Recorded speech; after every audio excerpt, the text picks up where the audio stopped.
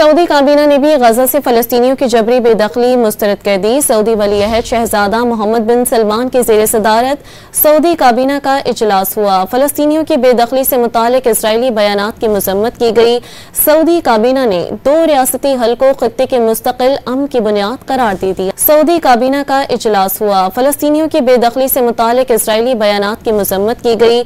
Saudi काबीना ने 2 रियासती हल को खित्ते के मुस्तकिल अमन की बुनियाद करार दे दिया। सऊदी काबीना का इजलास हुआ। फलस्तीनियों की बेदखली से मुतालिक इसराइली बयानात की मजम्मत की गई। सऊदी काबीना ने 2 रियासती हल को खित्ते के मुस्तकिल अमन की बुनियाद करार दे दिया। सऊदी काबीना का इजलास हुआ। फलस्तीनियों की बेदखली से मुतालिक इसराइली बयानात की मजम्मत की गई। सऊदी काबीना ने 2 रियासती हल को खित्ते के मुस्तकिल अमन की बुनियाद करार दे दिया।